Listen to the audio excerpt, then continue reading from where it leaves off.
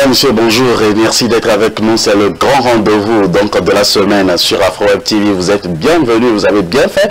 Et vous êtes dans votre émission Avis de la Diaspora. Avis de la Diaspora rime aujourd'hui avec le sommet de l'Union Européenne, avec l'Union Africaine, la coopération israélo-africaine. Nous parlerons de long en large avec nos invités de ce jour.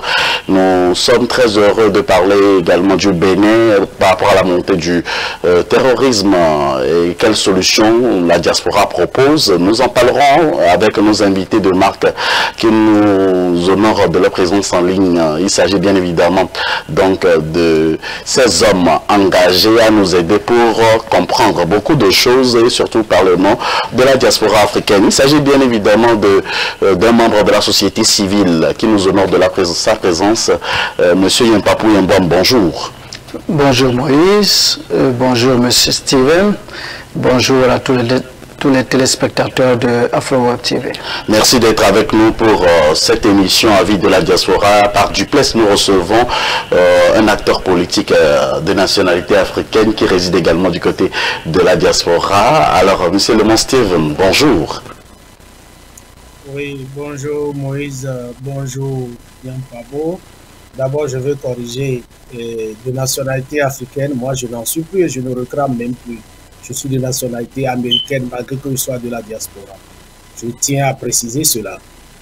Monsieur Steve, ça fait plaisir. Vous m'avez fait carré. Alors, pour ceux qui nous suivent du côté donc sur YouTube, vous pouvez également partager ce lien. C'est la moindre chose que vous puissiez faire.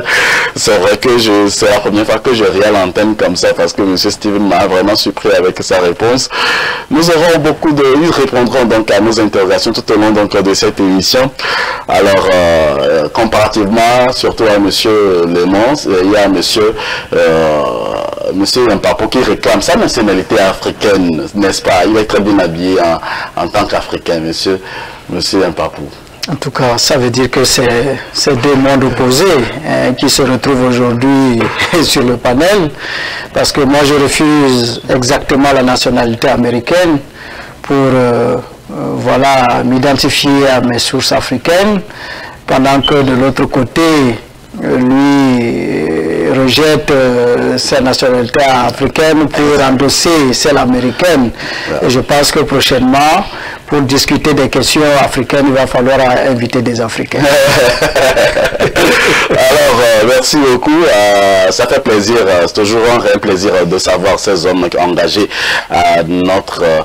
pour notre émission. Pour votre émission, vous pouvez participer à cette émission en composant le plus 1 319 462 89 79. Une occasion pour vous de participer avec vos idées, puisqu'on n'est pas là seulement pour mettre le couteau dans la plaie, on a l'habitude de le dire, mais pour trouver toujours des solutions. Première interrogation, aujourd'hui, donc le sommet des chefs d'État et de gouvernement de l'Union européenne et de l'Union africaine ont traditionnellement lieu tous les 3 ans et nous sommes à quelques heures. Ce sommet sert à évaluer les progrès réalisés dans la mise en œuvre des engagements ainsi qu'à définir les orientations politiques pour la suite du partenariat.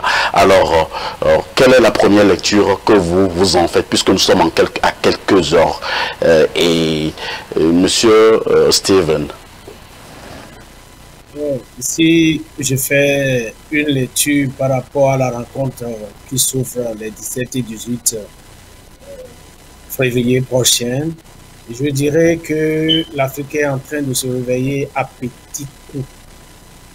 Et le débat sera autour de cela parce que si l'Afrique vraiment se réveillait, l'Europe aura de sérieux problèmes. Et je crois que le plus grand point, c'est la présence de l'opération Barkhane, oui, qui serait à l'ordre du jour. Et ils vont discuter sûrement, ces chefs d'État de l'Union européenne et de l'Afrique, sur la situation du terrorisme en Afrique et surtout dans le Sahel. Dans le Sahel. Et ils vont chercher à trouver des solutions par rapport au maintien des troupes dans la zone. Et je crois que beaucoup, 70% de cette rencontre parlera beaucoup plus de l'opération Barkhane et et voir comment renforcer la sécurité pour lutter contre les terroristes entre griffes. Et je crois que ça serait le point le plus important de leur rencontre d'ici quelques heures.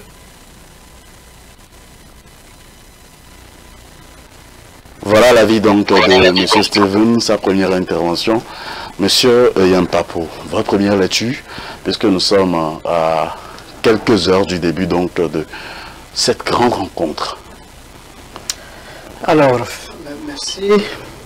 Merci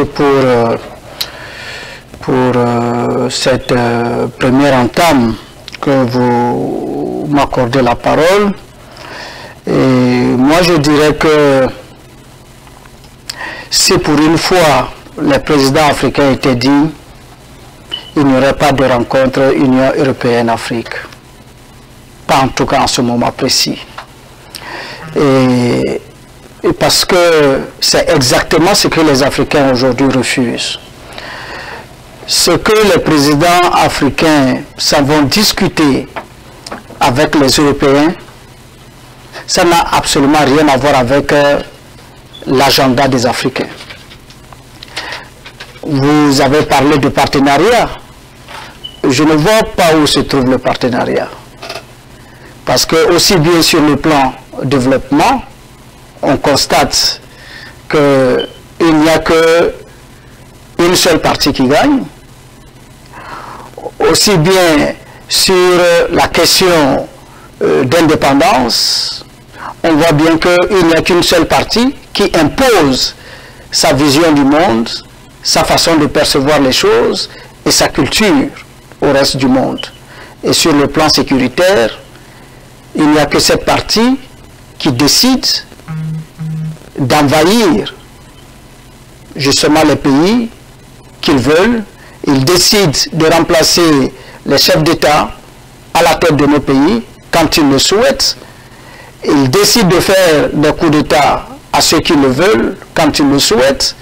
Et ils condamnent les coups d'État quand cela n'arrange pas leurs intérêts. Donc, en réalité, ce sommet qui est annoncé se trouve à un carrefour qui est en réalité l'enjeu autour de la reconquête de l'Afrique par la France qui s'allie ses alliés européens. Il n'y a pas autre chose. Comment faire en sorte que la France, qui est en train de perdre pied en Afrique, peut rebondir pour faire face à la Russie qui gagne du terrain? Voilà le véritable enjeu poursuivi dans ce sommet. Mais on va venir vous dire que c'est pour donner plus d'argent pour le développement de l'Afrique, c'est pour définir les meilleures stratégies pour lutter contre le terrorisme, c'est pour exactement les mêmes raisons pour lesquelles l'ONU est présente au Congo depuis cet appel de Lumumba et qui depuis n'est jamais reparti et que depuis la paix n'est jamais revenue dans le pays. Voilà les véritables enjeux. Et si les défis pour l'Afrique, parce que là il faut planter le décor immédiatement, les défis seront lesquels pour les Africains? Si réellement les chefs d'État sont allés pour parler Afrique, le défi c'est d'abord sécuritaire actuellement dans notre pays.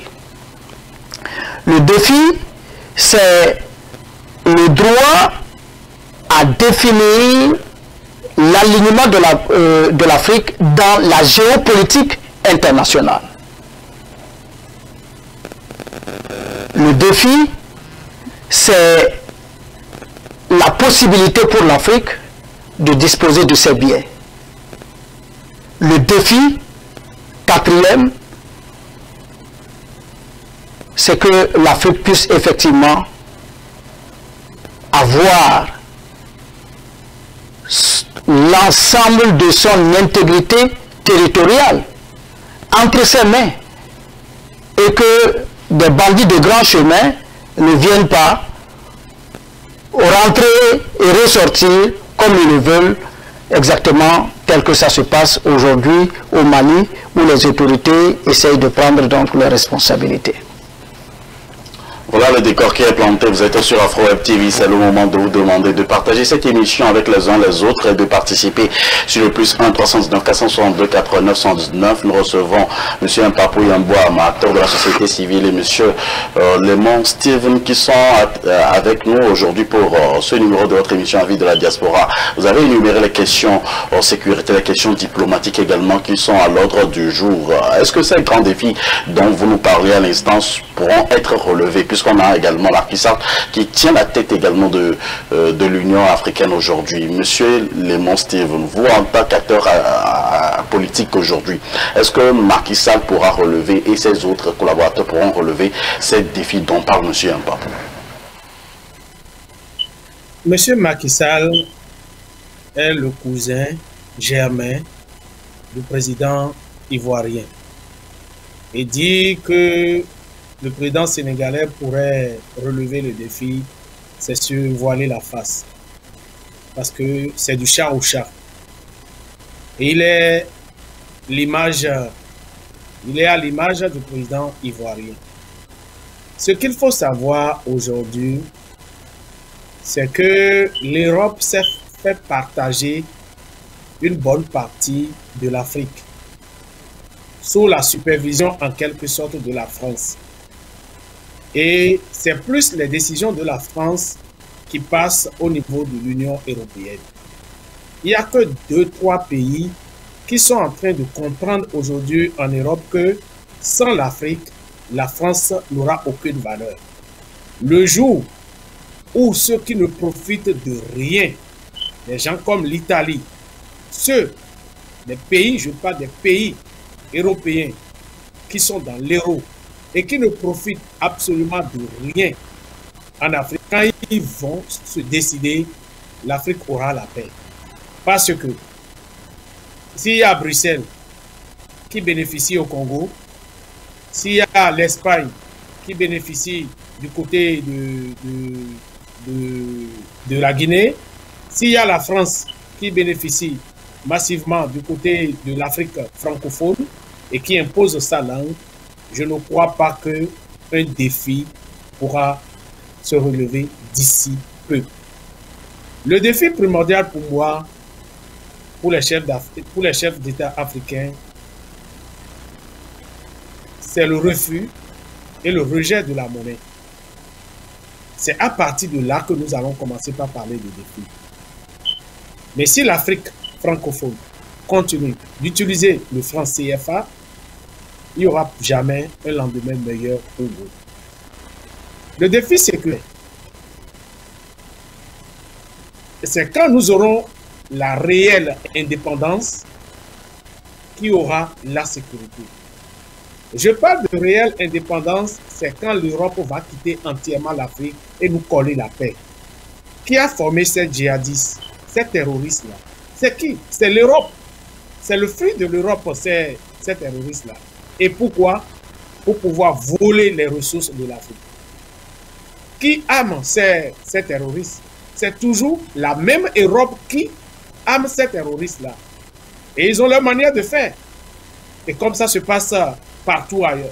On essaie de bombarder, de tuer quelqu'un, et puis c'est fini. Ils s'offrent leur service pour dire qu'ils viennent à l'assaut du pays pour lutter contre les terroristes. Mais le réel problème, c'est quoi? Venir pour piller l'économie du pays. Et que le pays s'en sort endetté. Vous embrigadez les ressources, les biens d'un pays, et vous voulez que ce pays-là se développe comment? Le défi, c'est d'abord le rejet de la monnaie. Et je ne vois pas le président sénégalais être à la hauteur de cette tâche. Du tout pas. Il faut vraiment un révolutionnaire. Il faut vraiment révolutionner. Est-ce que tout se joue vraiment avec l'Union européenne? Pourquoi est-ce que l'Afrique ne se réveille pas? Est-ce que l'Afrique ne s'est pas, pourquoi est-ce que l'Afrique ne s'est pas réveillée jusqu'à présent pour faire face à ces réalités, à ces vérités dont nous parlons chaque jour, que nous revendiquons? Est-ce qu'on doit continuer par revendiquer jusqu'à quand? L'Afrique ne s'est pas réveillée, c'est parce que les présidents comme le disait Nyampabou, les présidents africains sont décidés par l'Europe, par la France en majorité. Et quand il n'y a pas une indépendance totale au niveau des chefs de l'État, comment on peut parler d'une révolution? Parce que si tu fais la révolution, ils ont leur manière de te faire un coup d'État et de te faire partir pour qu'ils placent à la tête de ton pays ce qu'ils veulent pour avoir les résultats qu'ils attendent. Ça ne peut pas marcher. La révolution, c'est au niveau de nous, de la jeune classe politique, de la jeune classe des associations et la population. C'est une révolution qui devait être une révolution spontanée de tous les pays au même moment. Et cette révolution, c'est chasser tous les Européens de l'Afrique, d'abord. Et que nous reprenions notre indépendance. Il n'y a pas encore une indépendance. Nous ne sommes pas indépendants. Si vous êtes indépendant, vous ne pouvez même pas imprimer votre propre monnaie. Vos réserves sont gardées dans une autre banque et aucun Africain n'est à la tête de cette banque. Vous ne savez même pas comment vos réserves sont gérées. Et quand vous faites des prêts de l'extérieur, ça doit passer par une banque. Et que cette banque ampute 10 et 10% de votre réserve, de vos emprunts. Mais dites-moi, quelle indépendance? Vous n'avez aucune indépendance. On crée une situation chez vous et on dit oui, nous voulons vous apporter notre soutien. On vous envoie une armée et une qu'on appelle opération Bakram. Et qu'est-ce qu'ils font? Il y a une partie qui s'occupe de la négociation avec les terroristes qu'eux-mêmes ils ont formés et les autres sont là pour piller l'économie du pays. Mais dites-moi, quelle indépendance? Il n'y a pas encore une indépendance. Oui, justement, M. Le Mamadou rejoignait l'un des présidents, l'un des candidats à la présidentielle française qui aura lieu bientôt, quand il dit, par exemple, dans ses interviews qu'on doit rapatrier tous les Africains, et vous dites également le contraire aujourd'hui.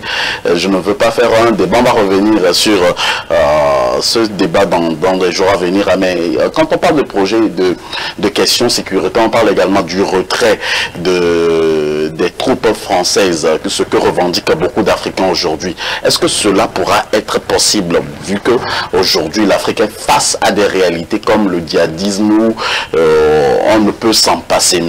Mpapou Yamba? Qu'est-ce qui n'est pas possible?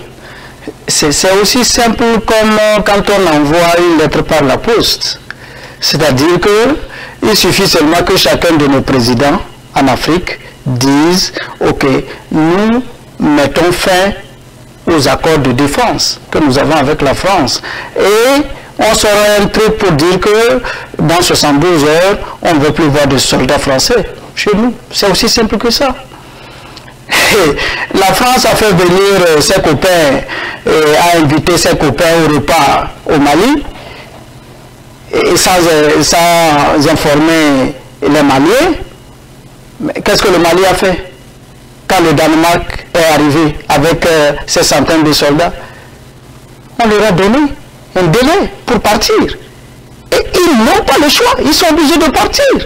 Ils sont partis, et donc d'autres qui s'apprêtaient à arriver ont dit bon, ils ne peuvent plus aller dans un pays qu'on ne les veut pas. Voilà, c'est pourquoi je vous dis que c'est le véritable enjeu de ces sommets-là. Le véritable enjeu, c'est que la France aujourd'hui est en train de voir, puisque le Mali met la France dehors, la France et les soldats de l'Union européenne dehors. Il faut bien que quelqu'un d'autre les accueille pour qu'ils puissent avoir aux yeux de leur peuple une raison pour rester en Afrique. Et donc, déjà, les candidatures, on a discuté de long en large. Ils sont en train de proposer que le Niger puisse justement regrouper, en tout cas accueillir le commandement militaire non seulement de Barkhane, mais aussi de Takuba, de la force Takuba, la force européenne. Donc, en ce moment, c'est ça, c'est la patate chaude. Quel est ce pays-là qui va accepter, assumer à haute et intelligible voix que c'est lui qui va recevoir ces gens-là? C'est ça le problème. On va voir si M. Bazoum est aussi idiot que cela. Parce que quand il va le faire, il va avoir affaire donc en tout cas à la population nigérienne. Maintenant, il y a aussi le Tchad de l'autre côté qui abrite un bon contingent militaire français de Barkhane. Voilà, donc c'est un peu ça. Et vous savez qu'à ce moment, au Tchad aussi, ça ne va pas. Donc, partout, en réalité, ces soldats-là sont devenus comme une vermine et les populations n'en veulent plus. Surtout pas au Niger où ces soldats-là se sont permis de tirer à bout portant et de tuer des Nigériens.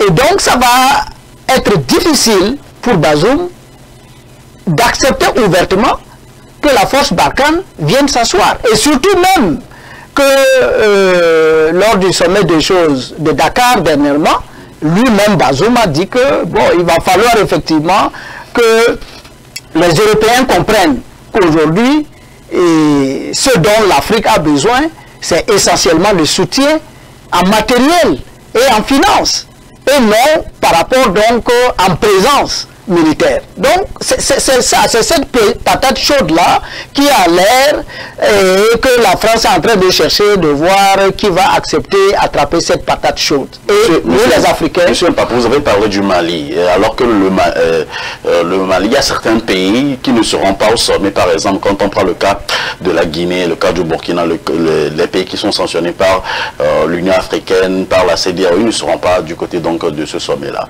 Que dites-vous de ça? Mais c'est évident, ils ne pouvaient pas les associer parce que c'est les ennemis numéro un. C'est eux là qui réclament le départ de la France. Je vous informe que le Burkina a demandé, a dit à la France clairement qu'ils ne veulent plus d'eux. En réalité, donc eux aussi sont en train de voir du côté de la Russie. Et en passant, justement, il faut me permettre de m'incliner aujourd'hui par rapport donc à ce qui se passe dans la Tapua, précisément à Namungu, où depuis ce matin, justement, ces terroristes-là ont envahi justement la localité de Namounou et ont incendié, se mettent à incendier justement toutes les concessions, et ils ont même incendié la mairie. Ils avaient déjà incendié le commissariat, et donc aujourd'hui, de ce côté-là, c'est la frontière et Burkina-Niger, ça. Vous voyez? Donc, voilà le Niger qui accepte abriter des voyous, et voilà ce qui se passe comme danger par rapport donc à tous les efforts déployés par les pays voisins pour lutter contre ces gens. Comme nous allons en arriver aussi au deuxième thème, on va déployer les argumentaires pour que les gens comprennent comment est-ce que c'est la lutte acharnée aujourd'hui par les autorités maliennes pour renvoyer justement ces terroristes-là, qui font qu'il y a des menaces de plus en plus pesantes justement sur les rives, sur comment on appelle ça, le Togo et le Bénin et tous les autres là. Donc, moi aujourd'hui je crois que il va falloir qu'on passe les discours pour les actes. C'est ça, nous-mêmes les Africains, qu'est-ce que nous voulons? C'est ça que nous n'arrivons pas à comprendre. Le Mali se bat malgré tout pour s'en sortir. Mais nous sommes là, c'est seulement sur les réseaux sociaux. Nous, la jeunesse, rien que sur les réseaux sociaux, nous discutons à longueur de journée. Mais qu'est-ce que nous faisons concrètement pour aider le Mali? Absolument rien du tout. Et à ce niveau, il va falloir effectivement que les Africains se ressaisissent et que vraiment, comme la société civile sénégalaise qui a effectué le déplacement du Mali pour aller comprendre quels étaient les besoins effectivement du Mali en termes d'aide, il va falloir que les sociétés civiles des autres pays effectivement puissent aller au chevet du Mali, chercher à comprendre pour que effectivement toute la société africaine puisse se mobiliser dans un gigantesque dynamisme pour soutenir le Mali, parce que si le Mali retombe, c'est toute l'Afrique qui retombe. le Mali doit rester debout. Et justement, les thèmes suivants seront débattus par rapport au grand sommet qui aura lieu dans quelques heures. Le financement de la croissance, le système de santé, de production des vaccins, il y a l'agriculture et le développement durable, l'éducation, la culture et la formation professionnelle, la migration et mobilité, soutien au secteur privé, intégration économique, paix, sécurité, gouvernance. Monsieur Lemon Steve, vous êtes aujourd'hui un acteur politique résident du côté de la diaspora. Comment les présidents africains, soit l'Union africaine, pourra tirer son épingle du jeu à l'avantage de l'Afrique? Il faut d'abord qu'il y ait partenariat avant de discuter entre amis pour gagner quelque chose. Mais quand c'est la subordination, quelle discussion vous pensez que les chefs d'État africains peuvent avoir avec l'Union européenne? Je ne vois pas. Comme le disait M. Yampabo, la France veut se repositionner. Et ça, dans un bref délai. Si la France ne le fait pas, c'est que la France va tomber. Parce que le réveil qui a commencé tout doucement avec le Mali, ça va s'étendre sur les autres pays. Et je ne crois pas que Bazoum pourra faire encore 6 mois. Je l'ai dit aujourd'hui. Je ne crois pas que Bazoum fera encore 6 mois au pouvoir. On va le faire partir. Allez le noter quelque part. Parce que lui-même sait, si la dernière fois, il n'était pas allé se cacher quelque part, il n'avait aucune chance. Et il le sait. Et le repositionnement de l'Afrique et de la France en Afrique, il faut que la France trouve un pays où il va bien s'installer avec son opération de je ne sais quoi, Baklam ou quoi là, pour pouvoir opérer. Avec le refus qui s'opère aujourd'hui dans tous les pays, si l'Afrique arrive à s'imposer, à refuser cette opération effectivement en Afrique, je crois que l'Europe va repenser et savoir diriger à égal avec l'Afrique. S'il n'y arrive pas que nous discutons d'égal à égal, on ne peut pas parler de quoi que ce soit avec l'Europe. Ce qui imprime qu'il n'y aura pas de défi. Et ces chefs d'État ne peuvent rien demander, comme je le disais, ou Yampao avait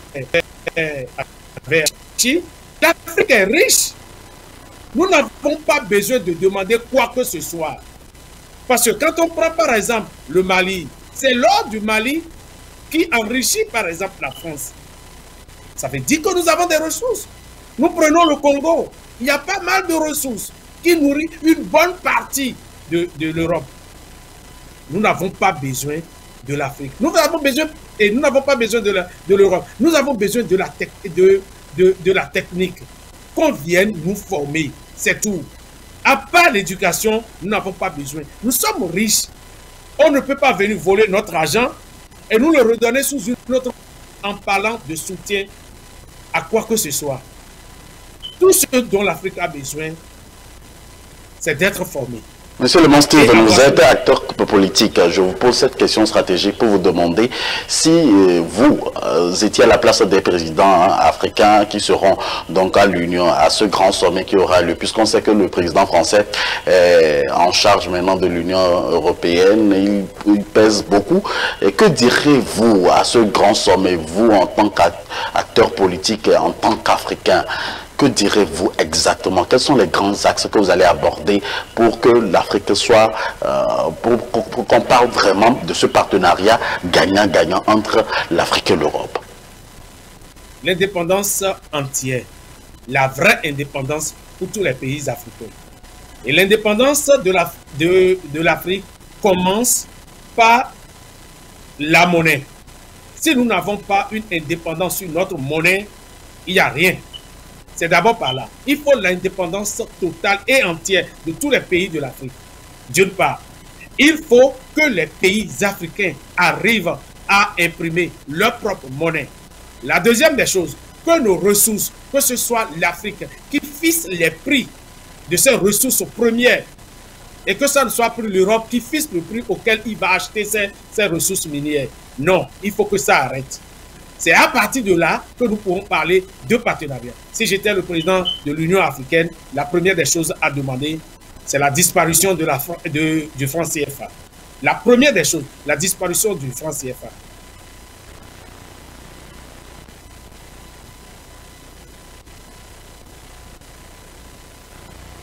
Internet de monsieur... Monsieur Lemon n'arrive plus à vous écouter. Vous nous écoutez maintenant, monsieur Lemon? Je vous suis. Oh, ok. Alors, merci, monsieur Mpapou Yambouama. Aujourd'hui, la jeunesse aussi est suspendue. Il y a beaucoup de trucs. Il y a par exemple les questions diplomatiques. Il y a également les questions sécuritaires dont on a parlé tout à l'heure. Si vous, en tant que société civile, vous représentez dans les studios aujourd'hui et que vous étiez à ce sommet, que direz-vous en face de l'Union européenne? D'abord, si moi j'étais président, je n'irais pas à ce sommet. Ça, c'est la première des choses. Parce que, souvenez-vous, il y a seulement quelques mois que Macron a invité, à l'insu de nos chefs d'État, des jeunes de la société, dites de la société civile, de leur pays, et leur a dit clairement qu'ils collaborent depuis des décennies avec leur président. Ils ne savent pas ce que ces présidents-là font de l'argent qu'ils leur donnent. Il a traité d'irresponsables ces chefs d'État-là et a trouvé que c'est les sociétés civiles qui devraient être en réalité les canaux par lesquels ils auraient pu toucher le développement concret en Afrique. Et moi, en tant que président, je vais aller parler de quoi avec ce monsieur-là, par exemple, de Macron? Vous voyez, c'est pour tout ça là qu'on en voulait à Gbagbo. Gbagbo n'avait pas le temps pour des conneries comme ça. Voilà. Les gens vont me dire, mais c'est l'Union européenne, ce n'est pas la France. Écoutez, tout le monde sait que l'Union européenne, par rapport à l'Afrique, est tirée par la France. Tout le monde le sait. Parce que c'est le seul pays qui a maintenu vraiment des liens de servitude par rapport aux pays d'Afrique. Et c'est sur ce plan-là d'ailleurs que la France ne s'entend pas avec l'Allemagne. Vous êtes sans savoir que c'est l'Allemagne même qui, il y a 2 ans, avait sorti une étude pour montrer combien de milliards par an la France siphonnait des pays africains. Vous vous rappelez? Donc, c'est comme la France est en train d'avoir chaud, elle est allée voir ses amis pour leur dire, bon, écoutez, je ne vais plus manger seul, venez m'aider. Et puis, bon, voilà, chacun va avoir sa part du gâteau. Donc, je vous dis qu'à ce sommet-là, je n'y vais pas. Quand vous allez à ce sommet-là, vous n'avez rien de sérieux à dire qui puisse être pris en compte. Vous voulez que je vous donne des exemples? Prenez l'un des meilleurs discours des présidents en Afrique, aux Nations Unies, celui de Mobutu. Je ne sais pas si vous l'avez une fois écouté. Où Mobutu leur a craché la vérité. Et d'ailleurs, je crois que c'est ce discours-là qui a fait que la communauté internationale l'a lâché au profit de ses détracteurs. C'est-à-dire qu'il faut comprendre une chose. Lorsque un chef d'État va dans le sens de réclamer ce qui est bon pour son pays, ce président est bon à mourir ou à quitter le pouvoir. C'est de ça qu'il s'agit, pour vous faire un peu la genèse de ce qu'on appelle aujourd'hui le sous-développement de l'Afrique, l'endettement de l'Afrique. Après la colonisation, d'abord avant la colonisation, comme vous l'avez appris par l'histoire, c'est des Français qui sont venus, qui étaient à la tête de nos pays, qui géraient nos préfectures, qui géraient nos communes, qui géraient la tête de notre pays. Et c'est au nom de nos pays qu'ils ont pris des dettes que nous ne savons pas ce qu'ils ont fait avec et qui nous est collé dessus. Lorsque nos vaillants ancêtres ont dû se combattre, ont dû combattre ces ennemis-là, pour leur demander de partir, de leur accorder justement l'indépendance, qu'est-ce qui s'est passé? Tous ceux-là qui se sont battus pour l'indépendance réelle, on les a tous tués. Vous avez au Cameroun l'exemple de Oumyobé. C'est dans le sang qu'on a traité ces questions-là. C'est dans le sang que Sylvanus Olympio a payé de sa vie. C'est comme ça qu'on a fait partir tous ceux-là qui ont lutté pour l'indépendance et on a remis, donc, on a transféré le pouvoir à des amis. Et lesquels amis sont demeurés jusqu'à aujourd'hui, de temps à autre en passant de père en fils ou d'ami en ami jusqu'à aujourd'hui. Donc c'est cela qu'il faut comprendre. L'Europe, la France, n'a jamais dans son agenda de sortir l'Afrique de quoi que ce soit, puisque si l'Afrique sort de la pauvreté, elle ne vit plus. C'est de ça qu'il s'agit. Il faut que les Africains comprennent cela. Je prends un exemple. Une vidéo qui a circulé ces dernières semaines et qui montre l'exploitation de l'or au Mali depuis des décennies. Et à partir de 2013, le Mali a fait en moyenne 50 tonnes d'or par an. Mais c'est quoi la richesse? C'est-à-dire que quand on calcule, ne serait-ce que sur les 10 dernières années, quand on prend seulement l'or, le Mali serait parmi les pays les plus riches au monde. Mais comment on nous explique le fait que le Mali est à ce stade-là? Alors que le papier qu'eux ils fabriquent comme argent, c'est-à-dire l'euro, le dollar et autres là, ça se repose sur quoi? Sur des objets de valeur exactement comme l'or. Et c'est à ce titre que la France emmagasine tout l'or de l'Afrique et est classée 3e au plan mondial, je vous en prie.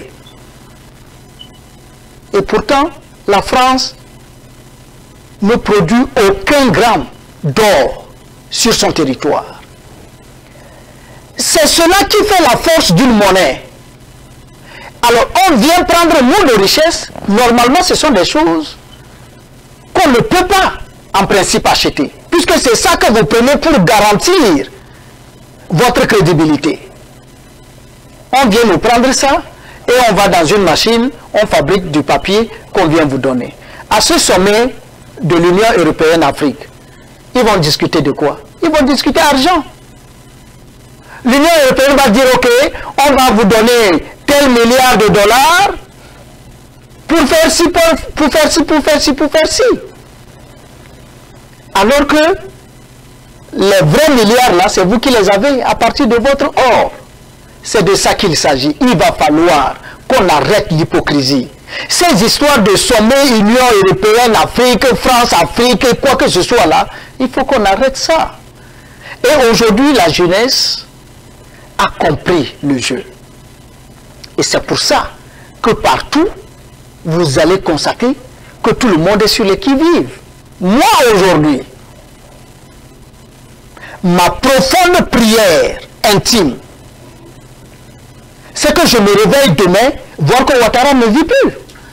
On va revenir sur ce sujet après. Ça, c'est des questions fondamentales. On va revenir sur ce sujet. On ne peut pas faire quoi que ce soit. Monsieur Mpapou. Non, il faut qu'on nous prenne au sérieux. Je sais, à partir de ce que j'ai dit, je peux même quitter ici, on va venir me prendre pour aller jeter en prison. Mais ce n'est pas un problème. Mais parce que on ne peut pas permettre que tout le monde entier mette son genou sur le cou de l'Afrique pour nous laisser mourir aussi atrocement. Et que des présidents comme ça, qui disent représenter leur pays, se permettent de se réjouir du fait que le peuple du Mali est en train de souffrir, est en train de suffoquer sous le poids des sanctions que Louis Ouattara et ses amis ont imposées illégalement et illégitimement au peuple du Mali. Comment vous pouvez comprendre ça? Et vous pensez que on va être là comme ça et on va continuer de regarder les choses se passer sans rien se dire? C'est de ça qu'il s'agit. Et il va falloir que les Africains se réveillent. Et quand je dis se réveiller, ça ne sert à rien d'aller se pavaner seulement, de battre les pavés seulement dans les rues. Je vous assure, Moïse, il y a déjà mon association a mis en place un groupe Telegram pour la souveraineté du Mali. Et ce groupe Telegram qui peut regrouper 200 000 personnes, nous voulons juste que dans toute l'Afrique là, on puisse avoir 200 000 Africains qui s'engagent à donner ne serait-ce que 5 000 francs au Mali chaque mois.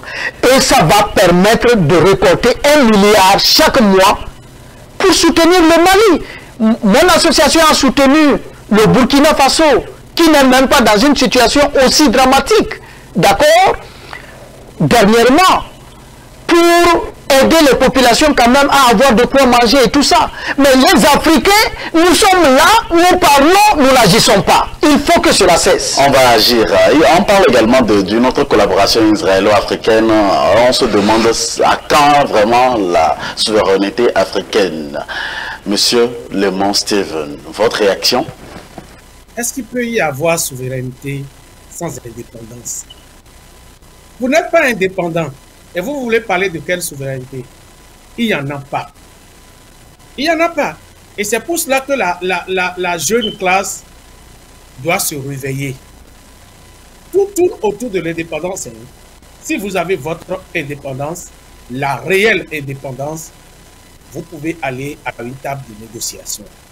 Vous êtes des soumis. Vous pouvez quoi? C'est ce qu'on vous dit que vous allez faire. Vous ne le faites pas, il y a un coup d'État. Il faudrait que la jeunesse se réveille de ce sommeil aujourd'hui. Et c'est maintenant que nous devons agir. Si nous n'agissons pas, si nous ne profitons pas de la situation du Mali pour repenser l'Afrique, quand je dis je rejette la nationalité africaine, c'est là où se trouve ma raison. Les gens ne veulent pas se la paix. Et quand on appelle au front, les gens ne veulent pas. Personne ne peut le faire à notre place. Nous sommes Africains. Nous sommes tenus de nous donner la main pour sauver l'Afrique. Et pour sauver l'Afrique, nous devons le faire ensemble. Mais quand vous décidez et vous ne trouvez personne à vos côtés, qu'est-ce que vous allez faire? Il faut donc abandonner cette lutte-là. Je suis en voie d'abandonner la lutte quand les autres ne veulent pas se réveiller. Et s'ils veulent assumer, ils vont assumer. Et ils seront les seuls responsables devant l'histoire. Nous avons fait en notre temps ce que nous pouvons. C'est pour cela que je dis, nous devons d'abord penser à notre indépendance. Luttons pour avoir cette indépendance. Et par la suite, allons à la table de négociation. Nous sommes riches en Afrique. Nous avons besoin seulement de l'éducation. Avant de venir à M. Yampapou Yambouama, alors, M. Steven, vous voulez être président, par exemple, en Afrique et vous rejetez la nationalité africaine. Pourquoi? Parce que beaucoup se posent cette question-là. Oui. Prenons le cas de l'association de Yampabo. Il vient de développer. On veut 200 000 personnes. Les Africains qui sont aujourd'hui au niveau de la diaspora, nous sommes plus de 12 millions. 12 millions. Et de 12 millions, on ne veut que 20%. On ne veut que 20% pour accompagner un pays, pour que ce pays-là soit debout pour affronter l'Europe afin que les autres nations puissent en profiter par la suite. Nous sommes Africains. Est-ce que cet appel-là nécessite qu'on communique autour de cela? Nous devons ruer vers cette association et voir comment soutenir. Mais personne ne dit bon. Personne ne veut s'engager. Mais dites-moi, dans ces conditions, qu'est-ce que vous pouvez? Les gens ne veulent pas initier. On initie, on vous invite, on vous informe, on demande que nous nous donnons la main pour pouvoir aller plus loin. Mais vous ne réagissez pas. Nous faisons la lutte pour qui? Nous faisons la lutte pour l'Afrique. Mais si l'Afrique même n'est pas décidée, mais dites-moi, je me dis à un moment donné de ma vie, je ne veux pas penser je ne veux pas réfléchir, je vais passer mon temps à vivre. Parce que nous avons combien de temps sur cette terre? Nous n'en avons pas assez. Donc nous n'allons pas prendre toute notre vie à lutter pour une cause nationale, pour une cause de l'Afrique, sans que les Africains ne veulent pas prendre conscience. À un moment donné, je serai fatigué parce que je veux vivre. C'est pour cette raison que je dis, je rejette donc à un moment donné cette identité et me réaffirmer ailleurs. Si la jeunesse prenait conscience et dit, hé, grand frère, nous avons besoin de vous, je serai au front avec vous. Je donnerai tout ce que j'ai de plus cher parce que je ne serai pas enterré avec un franc. Je donnerai tout ce que j'ai de plus cher pour aller lutter contre cette Europe afin que l'Afrique ait son indépendance entière.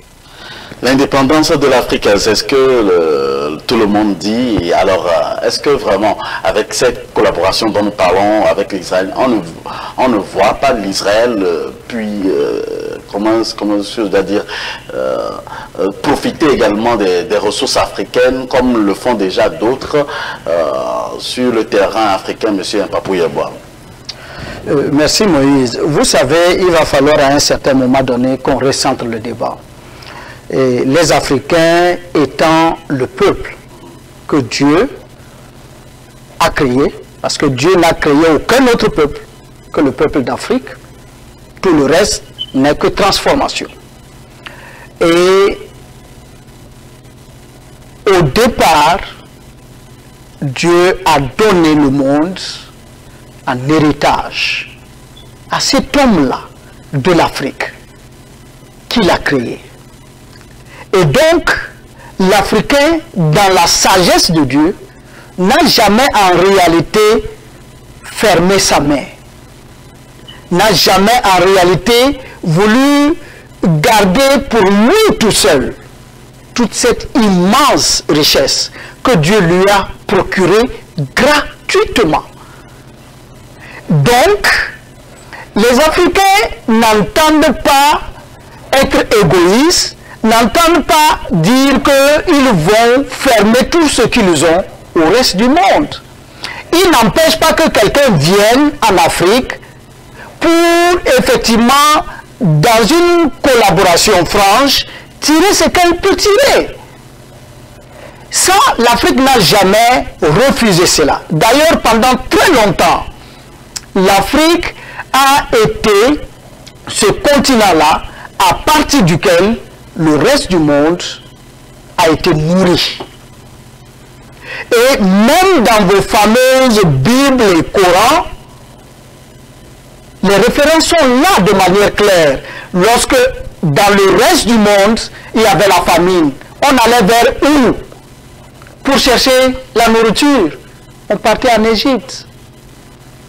C'est là que le monde venait trouver la quiétude, la paix, la sérénité. De quoi se nourrir? L'Égypte donnait au monde sans compter. Mais qu'est-ce que les autres ont fait? Ils sont venus, ils ne se sont pas seulement contentés d'accepter ce qu'on leur a donné pour leur survie. Ils ont tué tous les Égyptiens. Écoutez-moi bien. Ils les ont tués, ils se sont accaparés tout. Une question très simple que j'ai l'habitude de poser aux gens.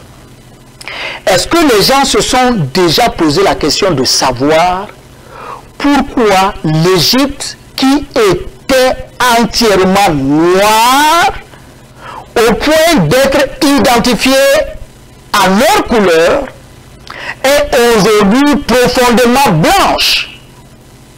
Est-ce que les gens se sont posé la question? Ce n'est pas une transformation climatique, ce qui s'est passé en Égypte. C'est un épurement. On a chassé tout simplement ceux qui étaient là. Et on a pris position. C'est ça la réalité qu'on ne vous dit pas aujourd'hui. Et c'est cela qui est imposé à tout l'ensemble des pays d'Afrique. Et c'est ce que les Africains refusent aujourd'hui. Que vous veniez chez eux et que vous fassiez d'eux des étrangers chez eux. Comme ça se passait au Mali, où le président Ibeka, même pendant la campagne, pour aller donc au nord de son pays, pour la campagne, a dû demander l'autorisation de la France et a dû même payer de l'argent pour pouvoir aller faire une campagne dans une partie de son pays. C'est de ça qu'il s'agit. Donc la coopération israélo-africaine n'est pas en réalité une coopération dont il faut rejeter automatiquement de bout en bout. Dans l'histoire, nous avons des références de certains pays africains qui ont su tirer profit de cette collaboration. Et parmi ces pays-là, je citerai mon pays, le Togo, je citerai mon pays, le Burkina Faso. Quand je parle de Burkina Faso, je parle de Burkina Faso de Thomas Sankara. C'est là que les ingénieurs agronomes étaient formés.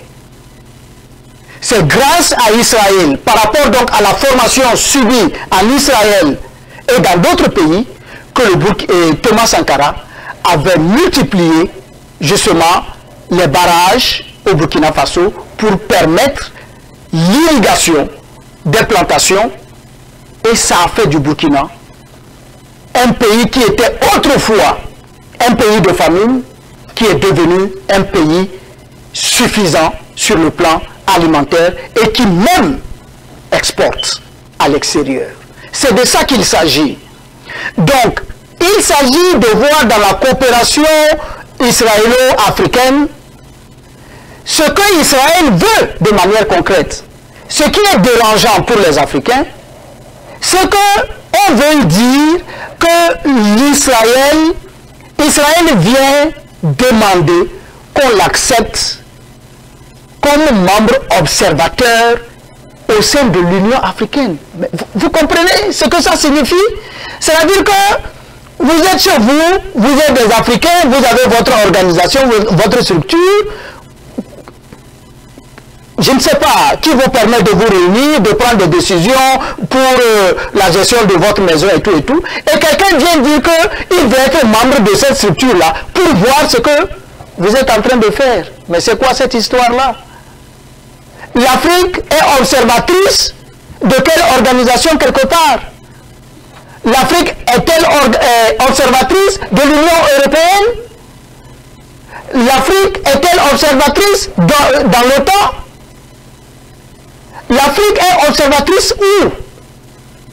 Ça c'est ce que rejettent les Africains. Deuxième chose, mais on nous parle des questions de droits de l'homme à n'en point finir. On nous parle de démocratie, d'exemple.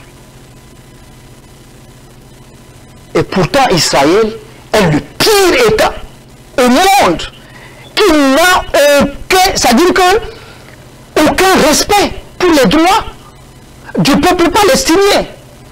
Et vous êtes sans savoir que nombreux sont ces pays-là aussi qui, en Afrique, ont quand même des relations sérieuses avec, justement, la Palestine, compte tenu du fait qu'ils sont des pays musulmans. Donc, ces pays-là ne peuvent pas comprendre que l'Afrique puisse accepter en son sein quelqu'un qui martyrise un autre peuple et qui n'est pas un exemple de démocratie, un exemple de respect des droits de l'homme. Ensuite, il y a un bruit qui a fait le tour du monde ces dernières années. Dans la coopération technologique entre Israël et l'Afrique, il se trouve qu'il y a justement des logiciels qui sont développés par certains groupes israéliens et qui permettent à certains pays en Afrique de pouvoir mettre sur écoute littéralement des citoyens. Et cela, Pegasus, justement, c'est un outil israélien. Et aujourd'hui, Israël elle-même, finalement, est victime de cela parce que le fils de Netanyahou, l'ancien Premier ministre, a été mis sur écoute sur la base de ce logiciel-là. Et à cause de ça, on est en train de suspendre le procès contre ce Premier ministre-là. Vous comprenez? Donc, voilà en réalité ce qui fait que nous pensons qu'il ne peut pas être accepté une idée, pas seulement Israël, mais qu'un autre pays hors d'Afrique puisse venir dire qu'elle veut être membre de l'Union africaine. Justement, qu'il y a certains pays membres de l'Union africaine qui ont refusé également ce retour d'Israël au sein de l'organisation panafricaine en tant qu'observateur. Alors, monsieur Léman, nous sommes presque à la fin donc de cette première partie de notre émission Avis de la diaspora. Que pouvons-nous retenir? Que doit faire l'Afrique face à ces coopérations, face à ce sommet qui se tiendra dans quelques heures? Comme je l'ai dit à l'entame, les chefs d'État devaient réclamer d'abord l'entière indépendance de l'Afrique. Que nos ressources ne soient plus volées, mais qui sont les prix de vente de nos ressources et qu'on nous permette d'avoir notre propre monnaie. On reconnaît une nation par son identité. Quelle est l'identité de l'Afrique? Nous n'avons pas une identité. C'est à partir de cette identité qu'on pourra commencer par nous respecter. Donc à ce sommet, si normalement les chefs d'État s'y rendaient, ce qu'ils n'en devaient pas du tout, mais s'ils se rendaient, ça devait être une coopération gagnant-gagnant. Ça devait être un partenariat. Mais si vous n'avez pas de l'indépendance, quel partenariat vous pouvez aller avoir avec quelqu'un qui vous sous-estime et qui vous donne les ordres et que vous devez faire les injonctions? C'est pas possible. C'est pas possible. C'est pour ça que s'ils devaient se rendre à ce sommet, ils devaient parler. Pas plus de la sécurité, parce que si nous avons l'indépendance et on nous laisse nos ressources, nous pouvons acheter les armes qu'il faut pour aller lutter contre ces djihadistes et que l'Europe cessera d'armer ces terroristes-là. Donc c'est notre indépendance, notre identité, c'est de ça qu'il s'agit. Et si ces chefs d'État pourraient affirmer devant l'Europe qu'ils veulent l'identité, qu'ils veulent l'indépendance, j'espère que beaucoup de choses changeront pour l'Afrique. Monsieur Léman souhaite le changement pour l'Afrique et à travers tous ces conseils et toutes ces solutions proposées. Monsieur Yampapou, et vous? Pour ce qui concerne ce sommet, comme je vous l'ai dit, on n'est pas naïf, donc par conséquent, nous n'attendons absolument rien de ce sommet-là. Ça va être un sommet de plus pour la soumission de l'Afrique. Tous les moyens sont mis en œuvre aujourd'hui pour acheter à grande valise d'argent nos chefs d'État pour leur demander de faire en sorte que la France ne perde pas la face, que la France et l'Union européenne ne perdent pas la face en Afrique. Le déplacement de Macron en Russie a été présenté comme une volonté de désescalade par rapport à la question ukrainienne, que les Africains se détrompent. Macron est allé en Russie par rapport à ce qui se passe au Mali. Il a tenté de voir s'il pouvait avoir un accord avec la Russie pour que, effectivement, la France puisse continuer de faire le jeu. Les Africains doivent être donc sur le qui-vive. Par rapport à ce sommet-là, il faut que les Africains soient prêts et attentifs aux résultats qui vont être annoncés. N'importe quel pays qui va accepter de recevoir Barkhane et Takuba, moi j'appelle tous les panafricains de tout le monde entier à se lever contre ces pays-là qui vont accepter de recevoir Barkhane et Takuba sur leur sol.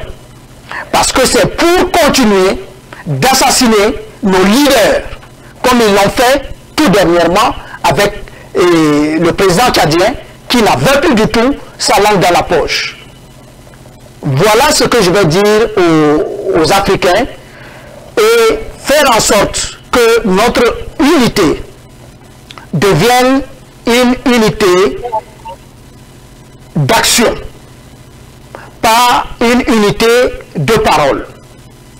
J'invite donc tous les Africains à se dire que nous sommes dans la guerre et chacun, je dis bien chacun, doit jouer son rôle, et c'est pourquoi j'ai bien aimé le discours du président burkinabé par rapport à son discours d'investiture, qui a demandé à chaque Burkinabé effectivement de se recentrer sur les valeurs que sont l'intégrité, le patriotisme, pour qu'on puisse effectivement sortir de cet imbroglio dans lequel on a mis l'Afrique pour toujours. Merci M. Mpapouf pour votre conclusion de cette première partie de notre émission Avis de la diaspora. On va faire une pause donc d'1 minute. Restez toujours des nôtres, partagez toujours cette émission. Vous êtes sur la bonne antenne Afro Web TV, c'est ici, c'est nulle part ailleurs. La génération consciente, on revient juste derrière. Chaque semaine, la rédaction d'Afro Web TV vous propose un condensé de l'actualité.